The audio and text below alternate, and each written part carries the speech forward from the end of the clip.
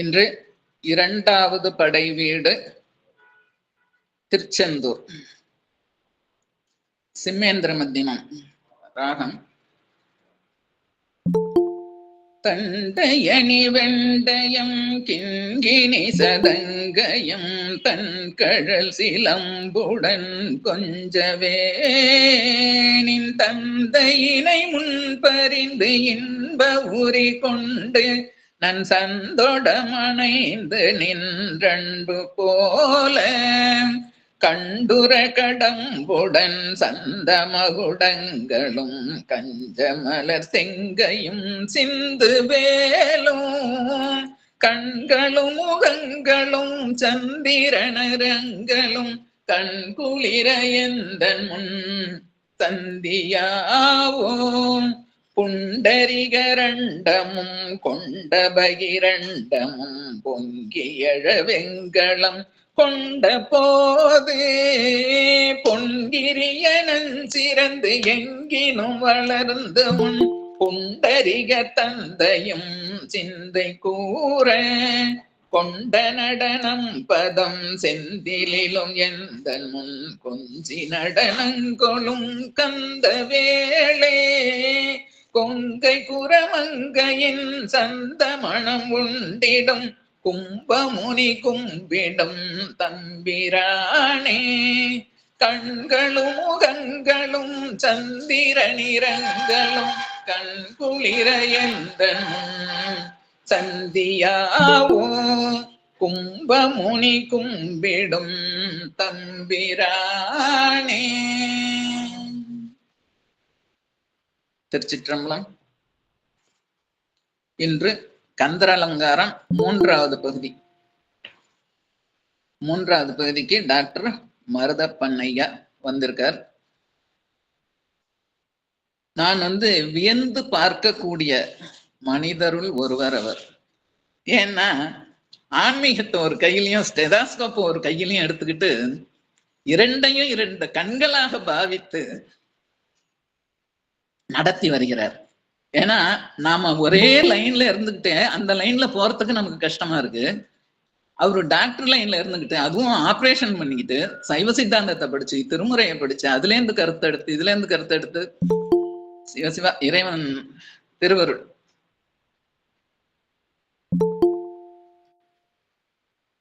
இன்று கந்தர் அலங்காரத்தை பற்றி சொற்பொழிவாளரும் சைவ சித்தாந்தம் பயின்று வரும் doctor Maruthappan MBBS MS Mayiladuthurai அவர்களை வருக வருக என்று அழைக்கிறேன். தங்கள் கருத்தை தருக தருக.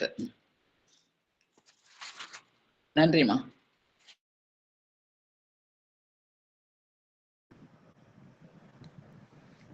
நம பார்வதிபதையே ஹரஹர மகாதேவா. தென்னாடுடைய சிவனே போற்றி, எந்நாட்டவர்க்கும் இறைவா போற்றி, காவாய் கனகத் திரளே போற்றி, கைலை மலையானே போற்றி போற்றி. வெற்றிவேல் முருகனுக்கு அரோகரா, வீரவேல் முருகனுக்கு அரோகரா, ஞானவேல் முருகனுக்கு அரோகரா. ஐந்து கரத்தனை ஆணை முகத்தனை இந்தின் இளம்பிரை போலும் எய்த்தனை நந்தி மகந்தனை ஞான கொழுந்தினை உந்தியில் வைத்தடி போற்றுகின்றேனே. போலியர்கோன் வெப்போலித்த புகழியர்கோன் கடல் போற்றி, ஆலிமிசை கல்மிதப்பில் அணைந்த பிரான் அடி போற்றி, வாலி திரு நாவலூர் வன் தொண்ட பதம் போற்றி, ஊழிமலி திருவாத ஊரர் திரு தாள் போற்றி. அருணகிரிநாத பெருமானின் திருவடிகளை வணங்கி இன்றைய கந்தர் அலங்கார சிந்தனைக்குள் நாம் செல்லலாம். அன்பர்களே, இதுவரைக்கும் கந்தர் அலங்காரம் பற்றி இரண்டு பெரிய ஜாம்பவான்கள் பேசி இருக்கின்றார்கள். அதில் இங்க பார்த்தோம்னா நிறைய பேர் முருகன் அடியார்கள் இருக்காங்க, முருக பக்தர்களாக இருக்காங்க. நம்முடைய அப்பர் அருள்நிலை மண்டபத்திலையும் சரி, ஈசன் குடும்பத்திலையும் சரி, வேலுண்டு வினையில குடும்பம் அந்த குடும்பத்திலையும் நிறைய பேர் முருக பக்தர்கள் தான். நான் திருமுறை பத்தி பயம் இல்லாம பேசியிருக்கேன். இப்ப கந்தரை பத்தி பேசுறதுக்கு மனசுல கொஞ்சம் பயம்தான் இருக்கு. என்ன பயம்னா, கொல்லன் தெருவுல போய் ஊசி வைக்கிறது சொல்லுவாங்க. இவ்வளவு பெரிய ஆழ்ந்த முருக பக்தர்கள் இருக்க சபையில போய் நம்ம என்னத்த பேசுறது? அம்மா திருப்புகழாசிரி மீனாட்சி அம்மா வந்து சேர்ந்திருக்காங்க. அதனால இப்ப ஒரு மனசுல ஒரு பயத்தோட தான் இது வந்து நான் வந்து பேச வேண்டியிருக்கின்றது. இப்ப எல்லோரும் பேசினது வந்து கந்தர் அலங்காரம் என்பது 108 பாக்களால் அமைந்த ஒரு அலங்கார மாலை. நம்முடைய அருணாச்சல பெருமான் வந்து முருகனுக்காக 108 பா மலர்களை கொண்டு பாடிய ஒரு பாமாலை, வாடாத மாலை, பூமாலை, பொருள் புரிந்த மாலை, சித்தாந்த கருத்துக்கள் நிறைந்த மாலை. இந்த 108 என்ற எண்ணுக்கு வந்து என்ன சிறப்பு அப்படின்னு பார்க்க போனோம்னா, 108 நம்ம எல்லாம் ஜபம் பண்றோம். ஜபம் பண்றப்ப நம்ம என்ன பண்றோம் அப்படின்னா ஜபமாலையை வந்து நம்ம பயன்படுத்துறோம். இந்த ஜபமாலை பெரும்பாலும் வந்து 108 இருக்கும் அல்லது 54 இருக்கும். இதை வச்சுதான் வந்து நம்ம வந்து ஜபம் பண்றோம். இந்த 108 என்ற எண்ணிக்கைக்கு வந்து என்ன சிறப்பு, ஏன் அந்த மாதிரி 108 அப்படின்னு சொல்றாங்க அப்படின்னா அதுக்கு நிறைய கருத்துக்கள் இருக்குது. ஒரு 3 கருத்துக்களை மட்டும் ஒன்று எடுத்துக்கிறேன். ஒண்ணு வந்து நமக்குள்ள ராசி மண்டலங்கள் வந்து 12. மேஷம், ரிஷபம், மிதுனம், கடகம், சிம்மம், கன்னி, துலாம், விருச்சிகம், தனுசு, மகரம், மீனம் என்று அந்த மேஷம் முதல் அந்த மீனம் வரைக்கும் 12 ராசிகள் இருக்கின்றன. இந்த மாதிரி கோள்கள் 9 கோள்கள் உங்க எல்லாத்தையும் ஞாயிறு, திங்கள், செவ்வாய், புதன், வியாழன், வெள்ளி, சனி, ராகு, கேது என்ற 9 கோள்கள். இந்த 12 ராசிகள், இந்த 12 ராசிகள் வந்து 9 கோள்கள் சுற்றுவதுங்களேன். இந்த 12 × 9 அப்படின்னு பார்த்தோம்னா அதோட எண்ணிக்கை வந்து 108 வந்து வரும். இந்த 12 ராசி மண்டலங்களுக்கு வந்து 27 நட்சத்திரங்களை வந்து கொடுத்திருக்கின்றார்கள். இப்ப மேஷராசினி எடுத்தோம்னா அஸ்வினி, பரணி, கார்த்திகை அப்படின்னு வரும். ஆனா பார்த்தோம்னா 12 ராசி மண்டலம் இருக்கு, 27 நட்சத்திரம் இருக்கு. அப்ப வந்து என்ன பண்ண முடியும் அப்படின்னா அந்த 3வது நட்சத்திரம் வந்து கால் பகுதியா வந்து பிரிக்கிறாங்க. ஒவ்வொரு நட்சத்திரத்தையும் கால் பகுதியா பிடிச்சோம்னா அதை வந்து பாதம்னு சொல்லுவாங்க. ஏன்னா ஒவ்வொரு நட்சத்திரத்துக்கும் 4 பாதங்கள் இருக்கின்றது. அஸ்வினிக்கு 4 பாதம், பரணிக்கு 4 பாதம், கார்த்திகைக்கு 4 பாதம், அந்த மாதிரி கடைசி ரேவதி வரைக்கும் ஒன்று 4 பாதங்கள். உடனே 27 நட்சத்திரங்கள், அந்த 4 பாதங்கள் அதை கூட்டம்னா 108 என்கின்ற எண்ணிக்கை வந்து வருகின்றது. இந்த 12 ராசிகளும் அந்த 9 கோள்களும் 27 நட்சத்திரங்கள் தான் நம்முடைய அக வாழ்க்கையையும் புற வாழ்க்கையையும் வந்து தீர்மானிக்கின்றது. இப்போ வந்து நமக்கு வந்து ஒரு தீட்சை கொடுக்கனா கூட ஒரு 4 நட்சத்திரம் பார்த்து தான் வந்து கொடுக்குறாங்க. கார்த்திகை, சோமவாரம், சிவராத்திரி அந்த மாதிரி 4 நட்சத்திரம் பார்த்து தான் கொடுக்குறாங்க. நாள்களுக்கும் கோள்களுக்கும் வந்து ஒரு முக்கியத்துவம் கொடுக்கக்கூடிய நம்முடைய மதம். அடுத்து 3வது கருத்து வந்து நம்முடைய விடக்கூடிய மூச்சு வந்து ஒரு நாளைக்கு வந்து 21,600 மூச்சுகள் வந்து விடுக்கின்றோம். அந்த 66,600 மூச்சுகளை வந்து அதை 100ஆல் வகுத்தோம்னா பாக்கி வந்து 216 மூச்சுகள் இருக்கின்றது. இந்த 216 பகல்ல 108, இரவுல வந்து 108. அதே மாதிரி காலம்பட 108 ஜபம் பண்றோம், சாயந்தரம் வந்து 108 ஜபம் பண்றோம். அந்த வகையிலும் இந்த 108 என்ற எண்ணிக்கை வந்து இருக்கின்றது. இந்த யோக ரீதியா பார்க்க போனீங்கன்னா நாடிகள் அது மாதிரி பார்த்தோம்னா அது ஒரு 108 வந்து வரும். இந்த உபனிஷதம்னு பார்த்தோம்னா 108 உபனிஷங்கள் வந்து இருக்கின்றன. அதுல 10 வந்து மிகவும் வந்து முக்கியமானது, இந்த தச உபனிஷத்துன்னு சொல்லுவாங்க. மாதிரி நாடிகள் 72,000 நாடிகள். அதுல முக்கியமானது தச நாடிகள் 10. அதுல 3 வந்து இடகலை, பிங்களை, சுருமுனை. எனவே அந்த 108 என்ற எண்ணிக்கைக்கு ஒரு சாங்கியத்தை சொல்லிவிட்டு இன்றைய நம்முடைய திரு கந்தர் அலங்கார சிந்தனைக்குள் வந்து சொல்லலாம். பாடல் எண் 15. தாவடியோட்டு மயிலிலும் தேவர் தலையிலும் என் பாவடி ஏட்டிலும் பட்டதன்றோ படி மாவலியார் மூவடி கேட்டன்று மூதண்ட கூட முகடு முட்ட சேவடி நீட்டும் பெருமான் மருகன் தன் சிற்றடியே. தாவடி ஓட்டும் மயிலிலும் பெருமானுடைய திருவடி வந்து எங்கெங்கெல்லாம் இருக்குது அப்படின்னு அந்த வியாபகத்தன்மையை வந்து இந்த பாட்டுல வந்து சொல்லி இருக்கின்றாங்களா. என்னன்னா தாவடினா நம்ம வந்து சாவடினா தங்கிடம், தாவடினா ஒரு பயணம் செய்யறது, புறப்பாடு செய்யறது. நம்முடைய முருகப்பெருமான் வந்து பிரயாணம் செய்கின்றார்.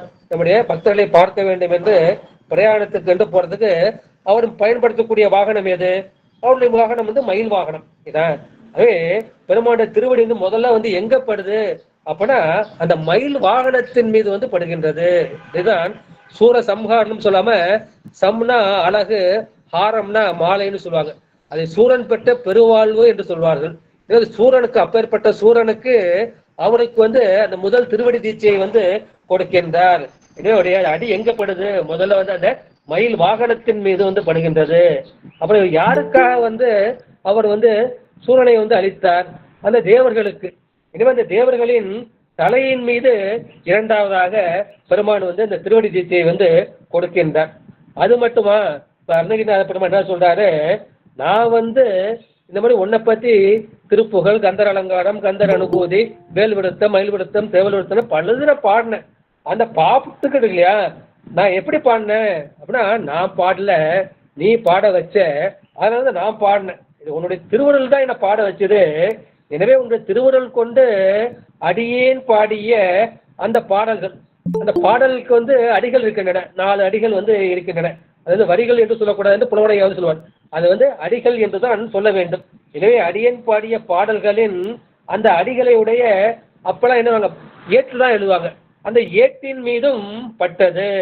எனவே பெருமானே உன்னுடைய திருவடி வந்து எங்க பட்டுச்சு, இந்த பிரயாணத்துக்கு என்று நீ செலுத்துகின்ற அந்த மயில் வாகனத்தின் மீது முதலில் பட்டது, அப்புறம் தேவர்களின் மீது தலையின் மீது பட்டது, மூன்றாவது வந்து உன்னுடைய திருவுருள் துணை கொண்டு நான் பாடினேன் இல்லையா, அந்த பாட்டின் அடிகளின் ஏட்டின் மீது பட்டது. உன்னுடைய திருவடிக்கு வந்து என்ன சிறப்பு அப்படின்னா, உன்னுடைய மாமங்காரர் இருக்கா இல்லையா அந்த திருமால், இந்த திருமால் என்ன பண்ணாரு,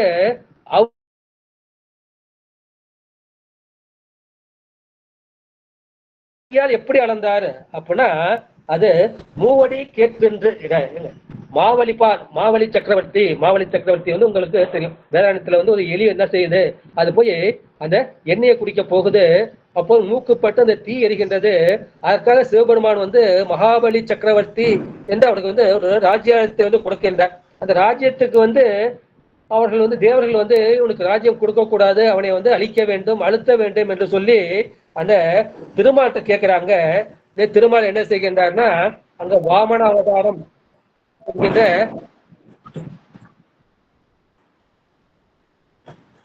இப்பமா சரிம்மா.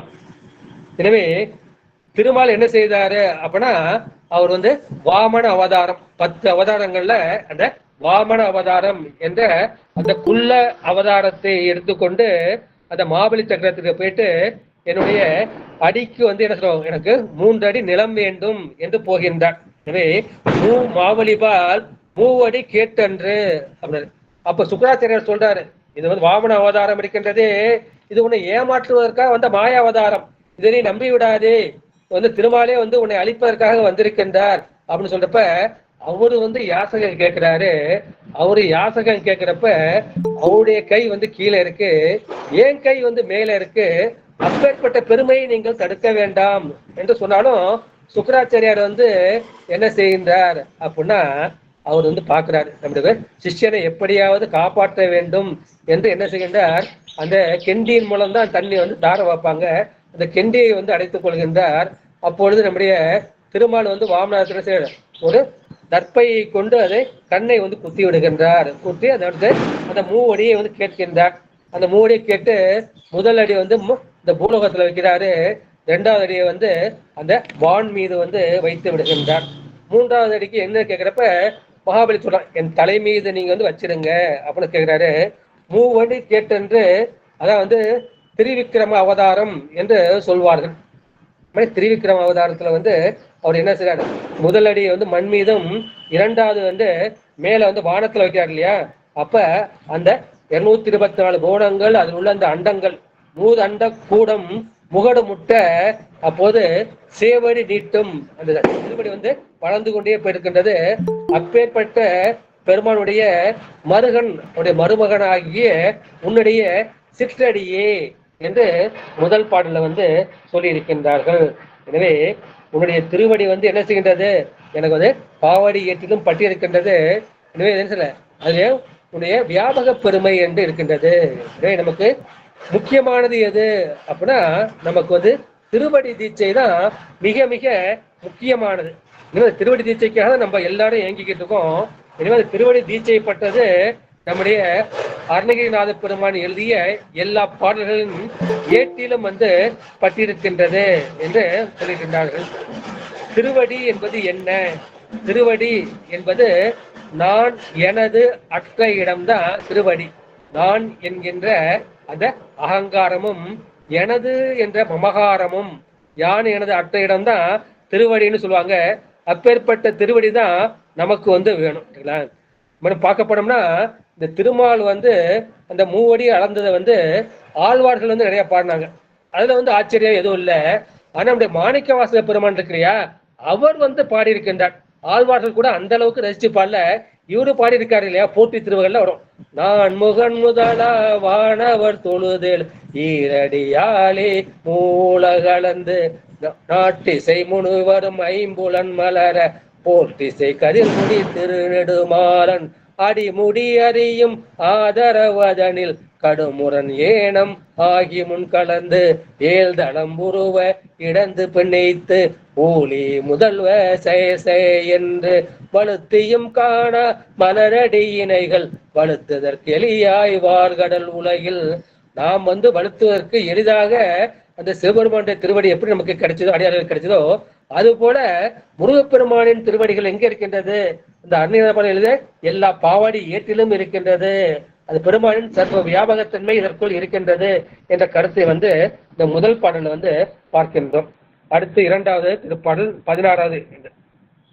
தடுங்கோல் மனத்தை விடுங்கோல் வெகுளியை தானம் என்றும் இடுங்கோல் இருந்தபடி இருங்கோல் எழுப்பாரும் உய்ய கொடுங்கோப சூடன் குன்றம் திறக்க தொலைக்கவை மேல் விடுங்கோன் அருள் வந்து தானே உமக்கு வெளிப்படுமே. இந்த பாட்டுல வந்து அருணகிரிநாத பெருமான் நமக்கு சில அறிவுரைகளை வந்து சொல்லியிருக்கின்றார். என்னன்னா, நமக்கு வந்து இடையூறாக இருப்பது எது அப்படின்னு பார்த்தோன்னா நம்ம உடம்பு கிடையாது, நம்ம மனசு தான். உடம்பும் ஜடம்தான், மனமும் ஜடம்தான். ஆனா மனம் வந்து ஒரு உயிர் உள்ள பொருள் போல, உணர்ச்சி உள்ள ஒரு பொருள் போல நம்மளை வந்து ஆட்டி படைக்கின்றது. மனம் என்ன செய்யுது? அது தன் போக்கில் வந்து நம்ம இழுத்து கொண்டு போகின்றது. மனம் போன போக்கெல்லாம் போக வேண்டாம் என்று ஔவையார் வந்து சொல்லுவாங்க இல்லையா? அது என்ன பண்ணும்? மனத்தை வந்து அது போக்குல வந்து நீ விடாதப்பா, அத மனத்தை தடுங்கள். அதை நீங்க என்ன பண்ணும்? மனத்தை வந்து அதன் போக்கில் விடாம அது உலக நோக்கத்துலதான் போகும். அந்த மாதிரி போகாம நீங்க என்ன பண்ணும்? அதை நீங்கள் தடுக்க வேண்டும் என்று முதல் அறிவுரை. இரண்டாவது என்ன? வெகுளியை விடுங்கள். உங்களை சீரழிக்கிறது எது? அது அது சினம் என்னும் சேர்ந்தாரை கொல்லி. சினம்தான் முதல் எதிரி. அந்த 6 தீய குணங்கள்ல காமம், குரோதம் ஆகிய அந்த வெகுளி, அந்த வெகுளி தான் நமக்கு வந்து முதல் எதிரி. எனவே அந்த சினத்தை, அந்த வெகுளியை வந்து நீங்கள் வந்து விட வேண்டும். 2 காரியம் வந்து நீங்க செய்யக்கூடாது. 3வது காரியம் என்ன? நீங்க வந்து தானம் என்றும் இடுங்கள். யாராவது ஒருத்தர் வந்து சாமி எனக்கு தானம் போடுங்க, தர்மம் போடுங்க அப்படின்னு கேட்டாங்கன்னா அவங்களுக்கு தானம் என்றும், இன்றைக்கு மட்டும் இல்லை, உனக்கு எப்பெல்லாம் முடியுதோ அது மாதிரி ஒன்னாவது உய்யும் வகையால் ஓவாது, எந்தெந்த வகையெல்லாம் முடியுதோ அதை விடாது நீ என்றும் இடுங்கள். தானத்தை வந்து நீங்க கொடுங்கள். இந்த 3வது 4வது என்ன? மானாவதுதான் உன்னுடைய ஆன்ம சாதனை. இருந்தபடி நீங்கள் இருங்கள். உங்க ஆன்மா வந்து இயல்பிலேயே வந்து குற்றமற்றது. ஒரு பிறந்த குழந்தை எப்படி ஒரு குற்றமற்று கள்ளம் கபடாமல் இருக்கிறதோ அது போல அந்த ஆன்மாவும் வந்து குற்றமற்றது. நம்ம என்ன வாழ்க்கை முறையினால நம்ம அது மேல வந்து அந்த 6 தீய குணங்களையும் அந்த ஆன்மா மேல வந்து ஏற்றுக்கொள்கின்றோம். எனவே நீங்க பிறந்த போது எப்படி இருந்தீர்களோ அந்த மாதிரி இருந்த மாதிரி நீங்க வந்து களங்கமற்று இருந்தபடி இருங்கள். அந்த மாதிரி இருக்கிறதுக்கு வந்து நீங்க என்ன செய்யணும்? அதுக்கு வந்து என்ன உங்களுக்கு உதவும் அப்படின்னா முருகப்பெருமான அருள் வந்துதான் உங்களுக்கு வந்து இது வரும். இந்த கோன் அருள், அது முருகப்பெருமானாகிய அந்த அரசனின் அருள் வந்து தானே. நம்ம வந்து முயற்சிலாம் பண்றோம், முயற்சி பண்ணாலும் பெருமானுடைய அருள் வந்து தானாக தான் நமக்கு வந்து கிடைக்கின்றது. தானே உமக்கு வெளிப்படுமே. அந்த முருகப்பெருமானின் திருவுள் வந்து உங்களுக்கு வெளிப்படும். அந்த முருகப்பெருமானின் பெருமை என்ன? எழுபாரும் உய்ய. எழுபாருங்கிறது, பார் என்பது உலகத்தை குறிக்கும், எழுபார் என்பது 7 உலகத்தை குறிக்கும். பூலோகம், போலோகம், சோலோகம், மகலோகம், ஜனலோகம், தபலோகம், சத்தியலோகம் என்று நமக்கு மேலே 7, அதற்கு மேலே 7. சத்தியலோகம் என்ற பிரம்மலோகம், விஷ்ணுலோகம், ருத்ரலோகம், அதற்கப்புறம் என்ன செய்யுது?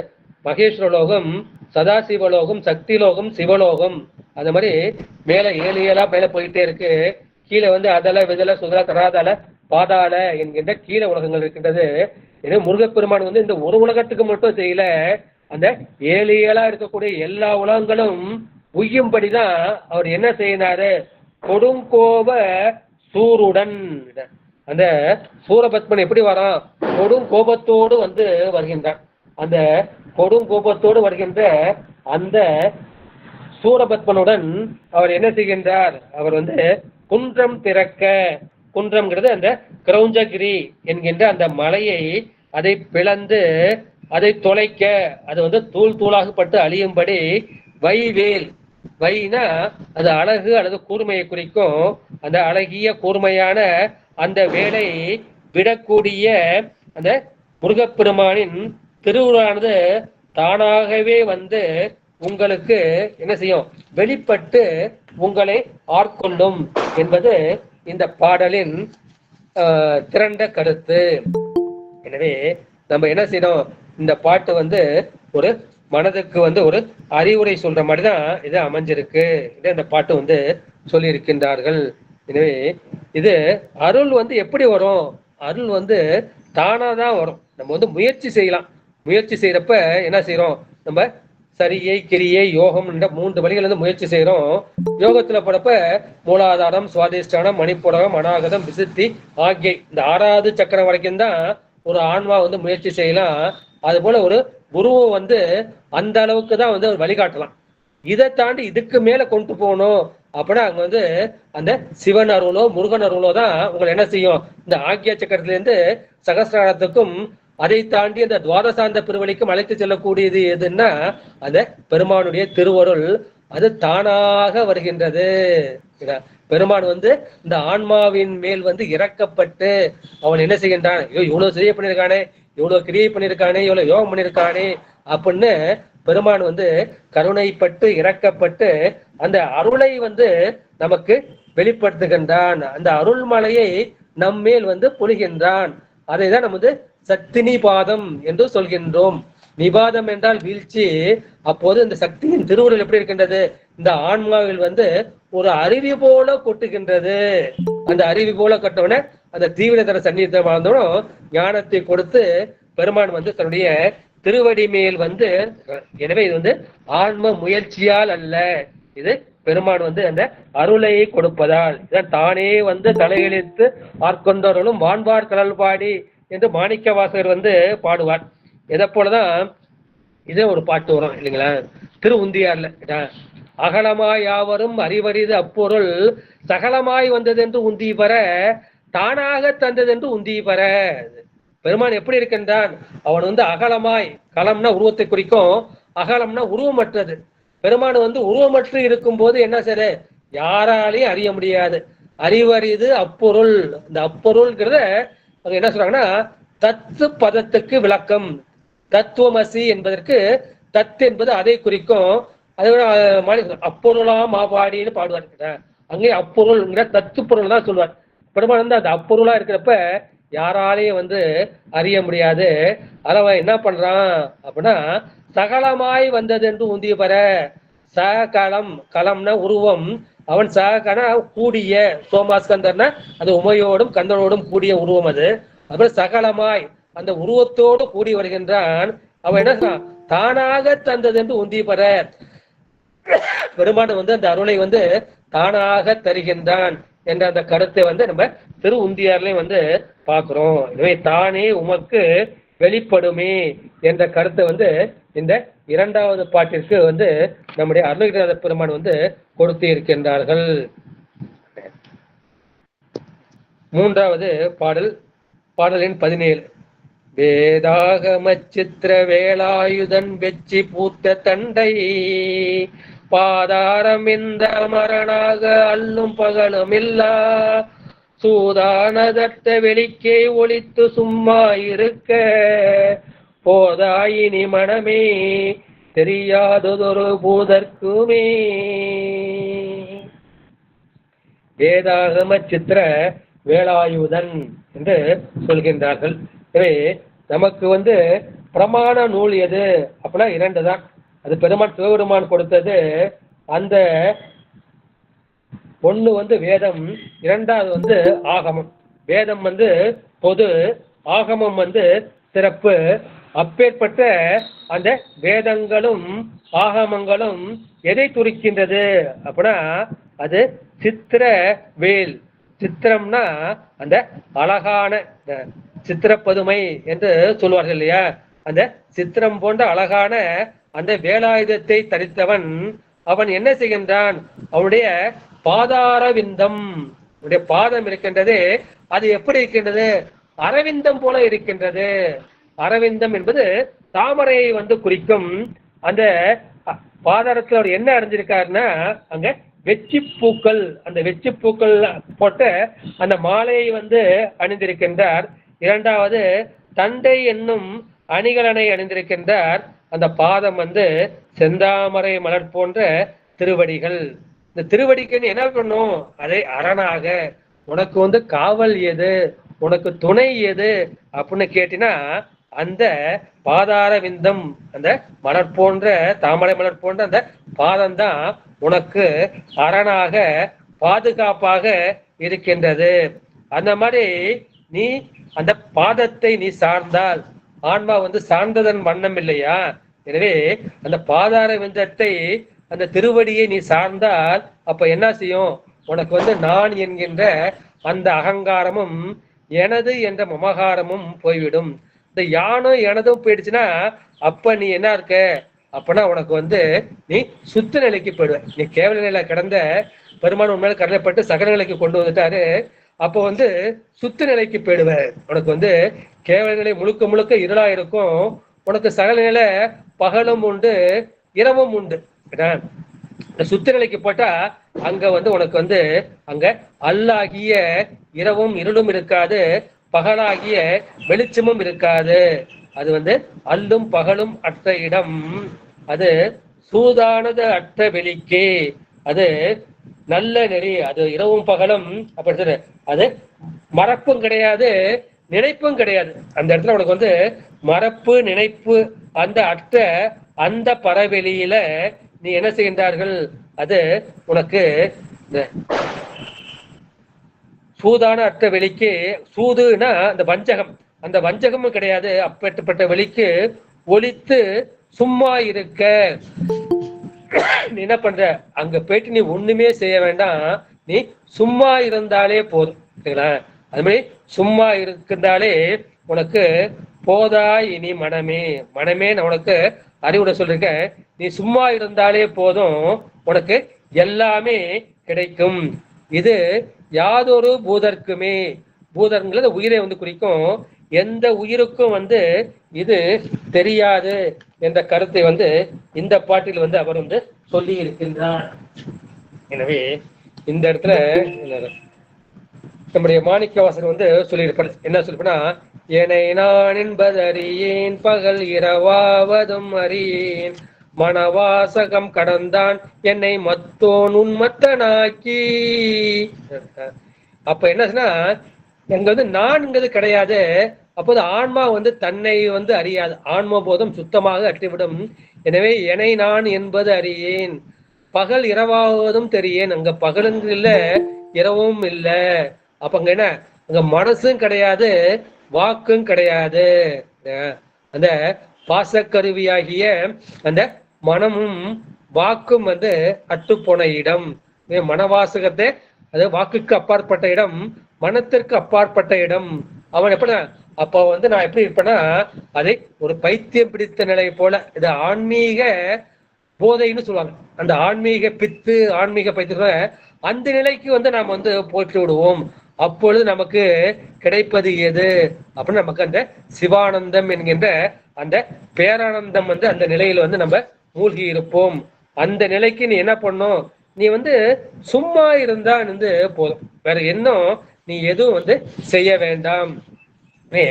அருணகிரிநாதருக்கு வந்து நம்முடைய முருகப்பெருமான் வந்து என்ன அறிவுரை கொடுத்தாரு, என்ன பாஸ்வேர்டு கொடுத்தாரு அப்படின்னா வந்து சும்மா இரு சொல்லற என்றாலும் அம்மா பொருள் ஒன்றும் அறிந்தலனே சொல்றாரு. நீ சும்மா இருப்பா, சொல் அற, அதோட வந்து இந்த எண்ணம்லாம் எப்படி வருது?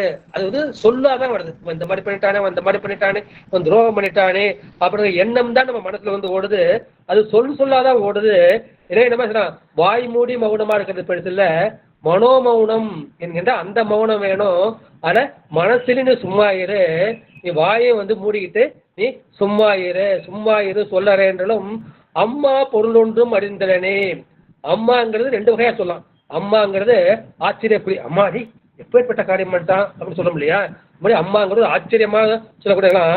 இன்னொன்னு பிடிச்சோம்னா மா பொருள் ஒன்றும் அறிந்தலனே, அந்த பெரிய பொருள். ஆக நமக்கு சைவ சித்தர் சொல்லக்கூடியது மூன்று பொருள்கள் தான். பதிப்பொருள், பசு பொருள், பாசப்பொருள். அந்த மூன்று பொருளுமே அங்க இருக்காது. அங்க என்ன செய்ய, சிவன் கூட நமக்கு வந்து தெரிய மாட்டாரு. இந்த ஆன்மாவாகி அந்த ஆன்மபோதமும் வந்து இருக்காது. பாசம் எல்லாம் நீங்கிவிடும். அப்ப என்ன இருக்கும்? அந்த சிவன் கொடுக்கக்கூடிய அந்த ஆனந்த அனுபவம், அந்த ஆனந்த அனுபவத்திலேயே இந்த ஆன்மா வந்து என்ன செய்யும்? அது வந்து திளைத்து கொண்டே இருக்கும் என்று சொல்லியிருக்கின்றார்கள். நமக்கு பகையாக இருப்பது எது அப்படின்னா இந்த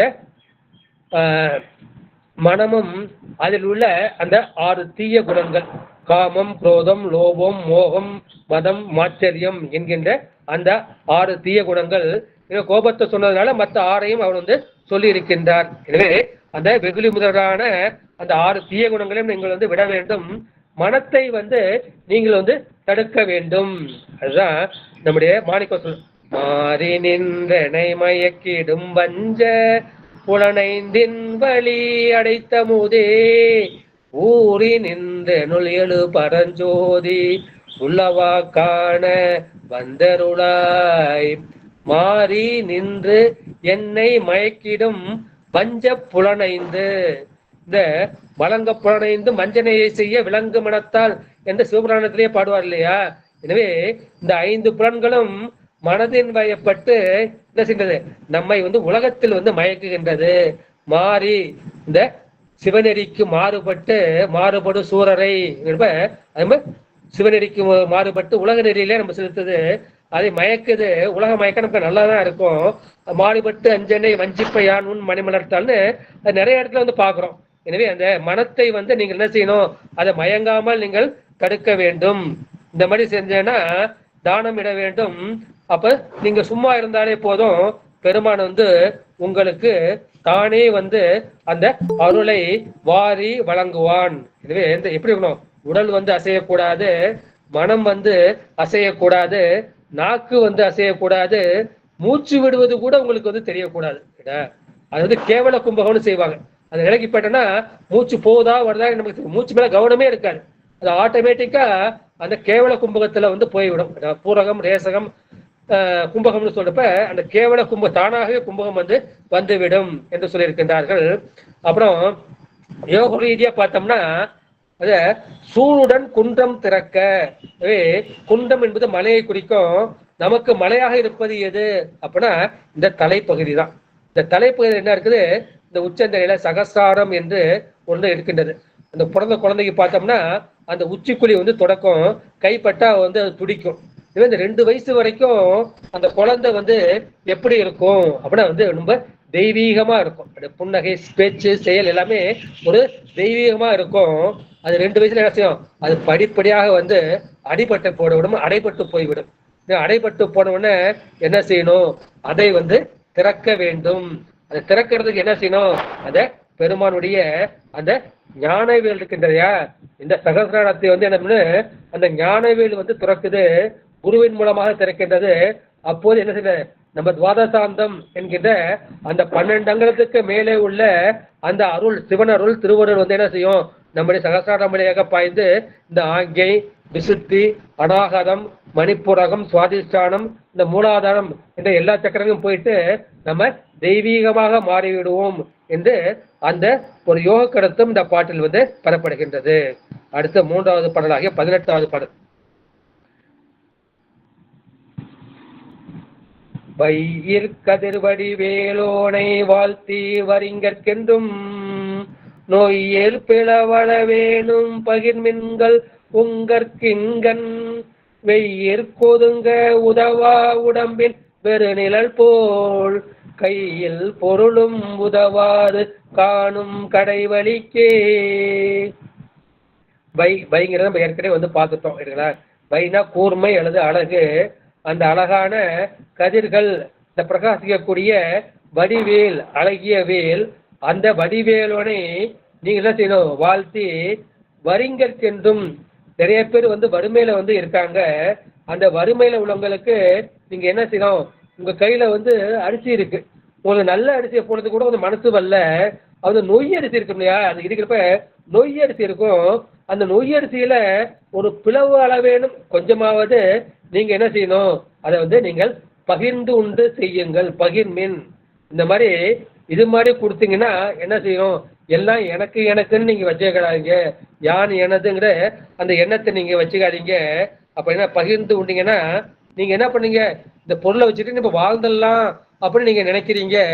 அது எதுக்குன்னு ஒரு உதாரணத்தை சொன்னார்.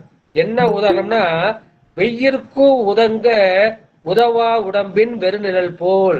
நீங்க வந்து நல்ல வெயில போறீங்க, வெயில போறப்ப உங்களுடைய நிழல் வந்து முன்னாடியோ பின்னாடியோ போகுது. நீங்க வந்து அதுல போய் ஒதுங்க முடியுமா, அது நீங்க ஒதுங்க முடியாது சரிங்களா. ஏன்னா உங்க நிழல் வந்து உங்களுக்கே வந்து உதவாது. அப்ப நீங்க தேடின பொருள் இருக்கே, அந்த வெறு நிழல் போல கையில் பொருளும், நான் இவ்வளவு சம்பாதிச்சனே, கோடி கோடியா நான் சம்பாதிச்சு வச்சிருக்கேனே, ஆனா அந்த பொருள் உதவாது. எதுக்கு உதவாது, அது காணும் கடைவழிக்கே. நீங்க வந்து கடைவழி கரெக்டா மரணத்துக்கு போயிட்டு நீங்க போறப்ப அந்த கடைவழியாக மரணத்துல வந்து நீங்க சம்பாதிச்ச பொருள் வந்து எதுவுமே உங்களுக்கு வந்து உதவாது. அது எப்படி அப்படின்னா, அந்த உடம்பின் வெறுநிழல் போல உங்களுக்கு உதவாது என்று சொல்லியிருக்கின்றார்கள். இதுதான் உங்களுக்கு வந்து நம்முடைய பட்டினத்தாருக்கு வந்து நம்முடைய சிவபெருமான் கொடுத்த அந்த பாஸ்வேர்டு. காதற்ற ஊசியும் வாராதுதான் கடைவழிக்கே என்று சொல்றாரு. சிவபெருமானே அவனுக்கு வந்து குழந்தையா வந்திருக்காரு. அது பட்டினத்தாருக்கு வந்து தெரியல. அவர் என்ன, அந்த பிள்ளைய வந்து என்ன பண்ணாரு, இலங்கைக்கு வந்து அனுப்புறாரு. நீ போய் கோடி கோடியா சம்பாதிச்சு விடுவான். 8 பிள்ளைய கொடுத்து ஒரு செட்டி பிள்ளைய பத்துவாங்க. இந்த செட்டி பிள்ளையெல்லாம் வந்து அந்த அளவுக்கு கெட்டியா இருக்கும்னுட்டு எல்லாம் சொல்லுவாங்க. செட்டி பிள்ளையா இருந்துகிட்டு என்ன பண்றான்னா, வரகும் விறகு அந்த ராட்டியும் அந்த உமியும் கொண்டு வந்திருக்கின்றான் என்ற கோபத்துல அவர் என்ன பண்றாரு, கோச்சுக்கிறார். அந்த பிள்ளை என்ன பண்றது, வீட்டுக்கு வந்து அவங்க அம்மா கிட்ட சொல்லாரு, அம்மா அப்பாவுக்கு வந்து என் மேல கோபமா இருக்கு, நீங்க வந்து இந்த பொருளை வந்து உங்க அம்மா நீங்க வந்து என்ன பண்ணுங்க, அப்பாட்ட கொடுத்துருங்க. எப்பா நீனே கொடுத்துறம்பா அப்படின்னு சொல்றப்ப, இல்லம்மா இது வந்து அகப்பொருள்மா, அகத்துக்கு உடையவள் தான் நீ கொடுக்கணும், அம்மா நீ தான் கொடுக்கணும்னு சொல்றாரு. அப்ப பாப்போம்னா அந்த மரப்பில என்ன இருக்கு அப்படின்னா, ஒரு காதற்ற ஊசியும் ஒரு ஓலையத்து இருக்கு. அந்த ஓலையத்துல காதற்ற ஊசியும் வாராதுகான் கடைவழிக்கே. இந்த பார்த்த உடனே அவருக்கு வந்து என்ன செய்யுது, அந்த நிலையாமை வந்து புரிந்து விடுகின்றது.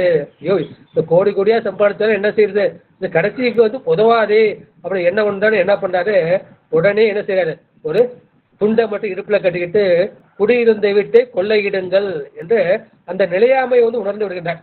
நமக்கு வந்து இந்த நிலையாமை வந்து உணர முடியவில்லை. அதான் நம்ம என்ன பொருளை வந்து சேர்த்துக்கிட்டே போறோம். இதே உங்களால் படிப்படியாக தான் உங்களுக்கு விட முடியும், பட்டினத்தார் மாதிரி உடனடியாக உங்களால விட முடியாது. அதனால நீங்க வந்து என்ன பண்ணுங்க, அது படிப்படியா வந்து ஏழைகளுக்கும் உங்களால முடிஞ்சதை வந்து நீங்க செய்யுங்க என்று அந்த பாட்டுக்கு வந்து சொல்லி இருக்கின்றார்கள். எனவே இது சும்மா இருக்குன்றது அதுக்கு இன்னும் நிறைய சொல்ல. என்னன்னா எப்படி சும்மா இருக்குன்னா,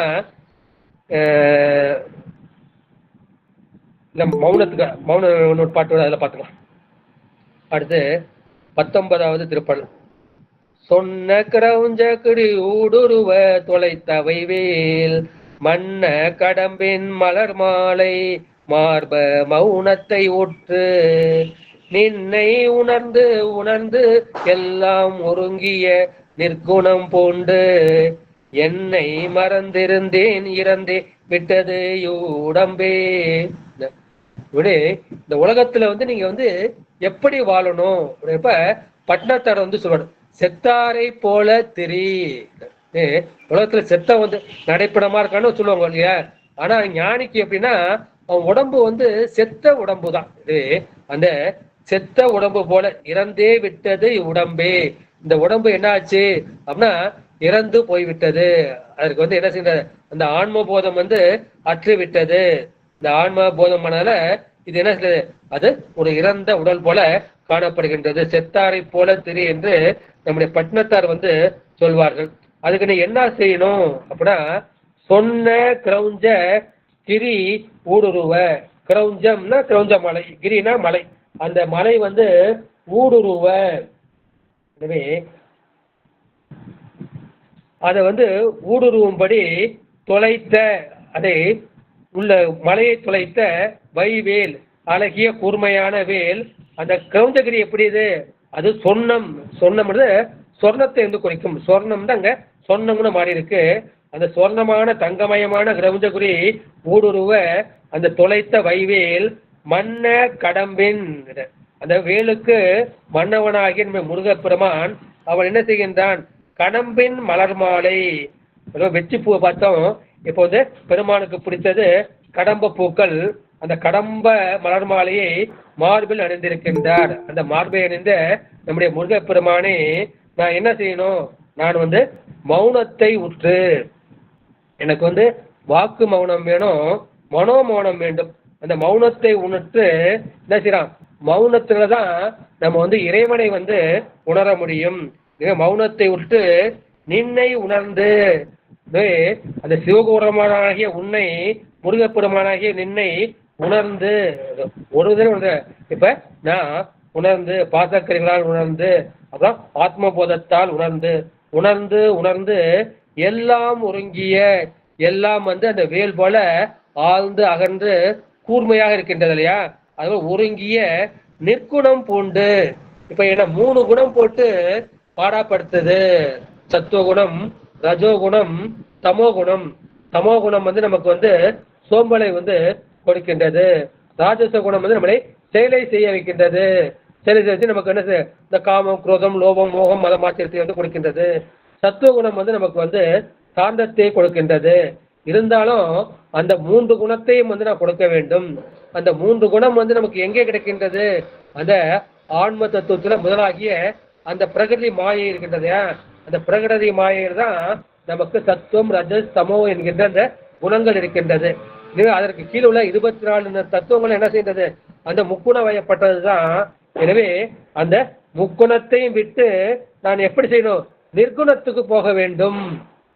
பெருமானுக்குள்ள வந்து என் குணங்கள், இந்த ஆன்மாவுக்குள்ள வந்து முக்குணங்கள், அந்த முக்குணங்களையும் விட்டு நான் நிர்குணமாக குணாதீதனாக அந்த நிர்குணம் பூண்டு என்னை மறந்திருந்தேன். அந்த 3 குணங்களும் போயிடுச்சுன்னா அப்ப என்ன செய்யும், அந்த ஆன்ம போதமும் வந்து போய்விடும். அப்ப என்ன, என்னை மறந்திருந்தேன், ஆன்மாவாகிய என்னை நான் மறந்து உன்னை நினைத்திருந்தேன். நின்றனின் தன்மை நினைப்பற நினைந்தேன் என்று மாணிக்கவாசர் வந்து சொல்றார். பெருமானை எப்படி இருக்கணும், வேற எந்த நினைப்பும் உலக நினைப்பு எதுவும் வராம அந்த நினைப்பற உன்னை மட்டுமே நினைந்தேன். எனவே என்னை மறந்திருந்தேன், உன்னை நினைத்தேன். இனி இறந்து விட்டது உடம்பு, இந்த உடம்பு வந்து செத்த உடம்பு மாதிரி நான் மாறிடுச்சுப்பா அப்படின்னு. எனவே நமக்கு முக்கியமானது இது, முதல்ல வேண்டியது அந்த மௌனம் வேண்டும். மௌனம் என்பது ஞான வரம்பு என்று ஔவையார் வந்து சொல்வார்கள். அதே மாதிரி எத்தவத்தை செய்தாலும் ஏதவத்தை பட்டாலும் முத்தர் மனம் இருக்கும் மௌனத்தே என்று சொல்வார்கள். முத்தரோட மனம் எப்படி இருக்கும், அது எப்படியே வந்து மௌனத்துல இருக்கும். நீ முத்தி நிலைக்கு போயிட்ட அப்படின்னா என்ன அர்த்தம், நீ வந்து வாக்கு மௌனம், மனோ மௌனம், இதை வந்து நீ வந்து கடைபிடிப்பாய். நீ அந்த ஞானத்துக்கு போயிட்டா நீ வந்து பேசலாம்.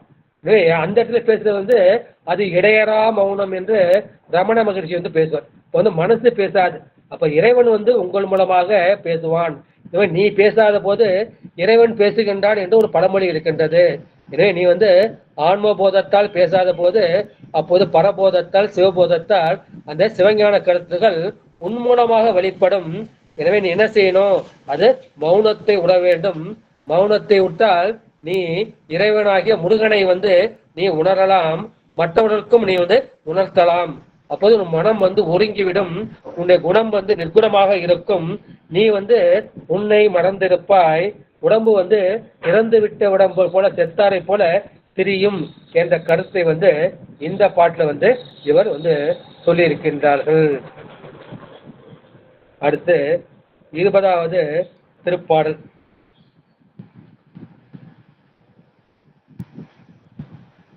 கோழி கொடியனடி பணியாமல் குவளையத்தே வாழ கருது மதியிலிகால் உங்கள் வல்வினை நோய் ஊழில் பெருவழி உண்ண ஒட்டாது உங்கள் அத்தமெல்லாம் ஆழ புதைத்து வைத்தால் வருமோ நும் மடிப்பிறகே.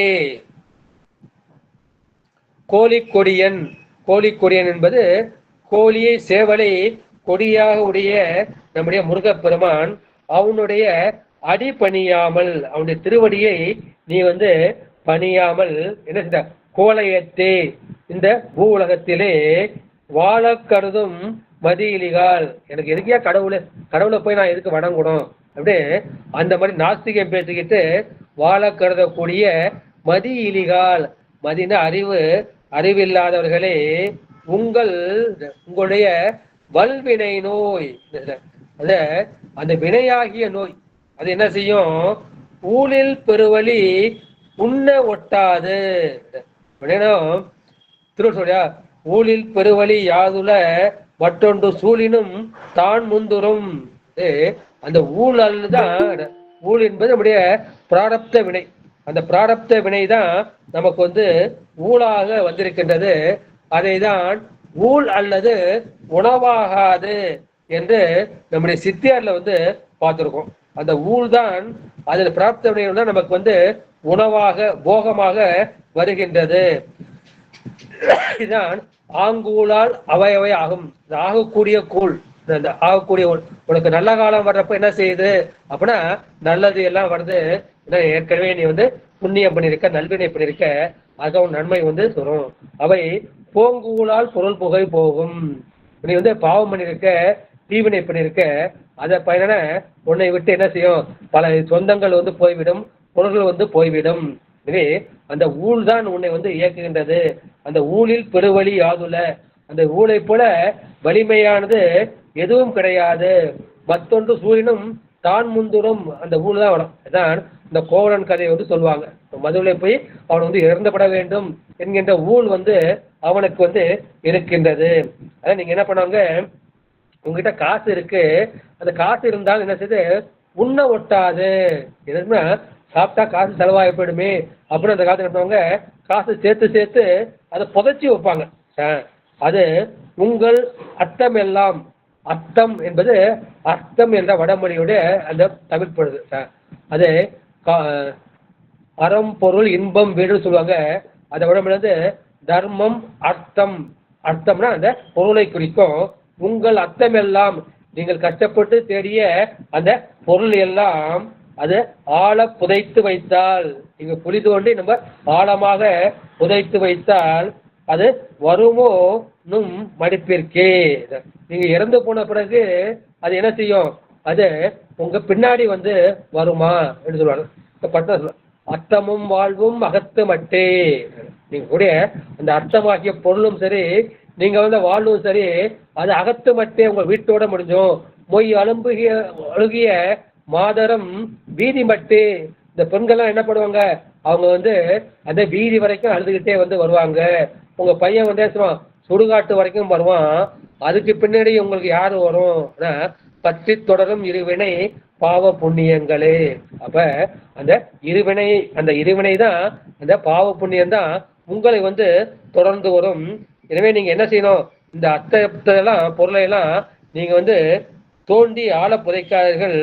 அதை நீங்க என்ன செய்யுங்க, அதை சிவ ஆலயத்துக்கும் சிவன் அடியார்களுக்காகவும் அதை நீங்கள் வந்து என்ன செய்யணும், பயன்படுத்த வேண்டும். எனவே நம்ம வந்து பாவத்தின் காரணமாக தான் நமக்கு என்ன செய்கின்றது, அந்த நோய்கள் வந்து இருக்கின்றன.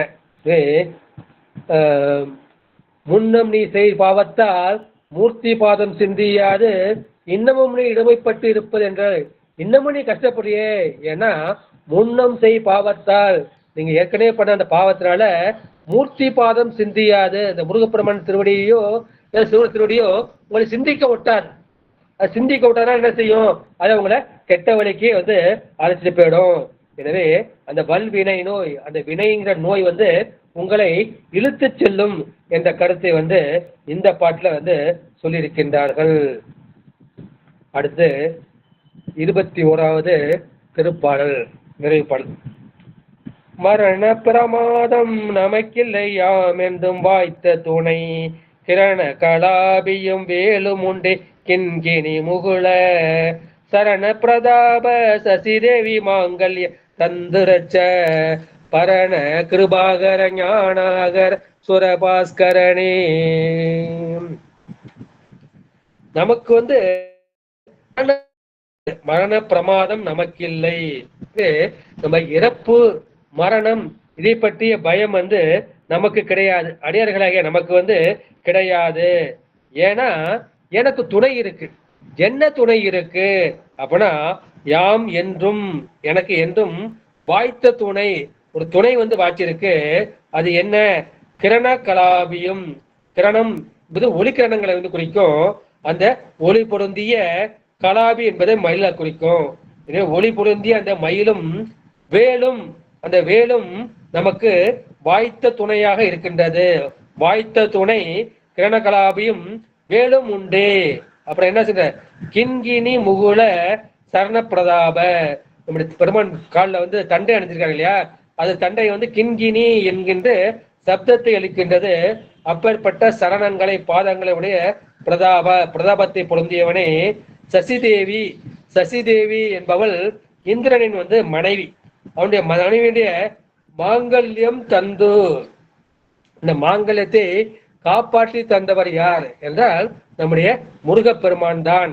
அப்பேற்பட்ட சசிதேவி மாங்கல்யத்தை இப்ப கூட நம்ம தாலி கட்டு போட மாதிரி இல்லையா, மாங்கல்யம் தந்துனானே நம ஜீவன ஏதுனாம் பார்க்க இல்லையா, அது மாதிரி மாங்கல்யத்தை தந்து அதை ரச்சாபரண, ரச்சம் என்பது காப்பு, அதை கொடுத்ததும் அவர் தான், அதை காத்தவரும் அவர் தான். ரச்சாபரண கிருபாகர.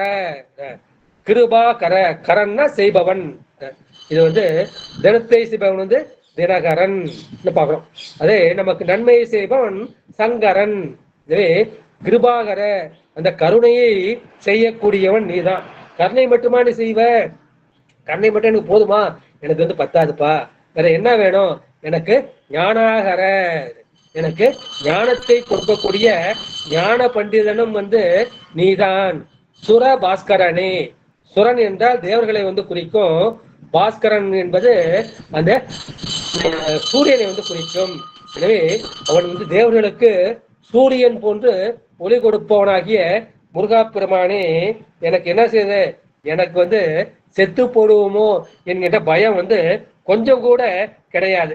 ஏன்னா எனக்கு துணையாக அந்த வேலையும் மயிலையும் நீ கொடுத்திருக்கின்றார்.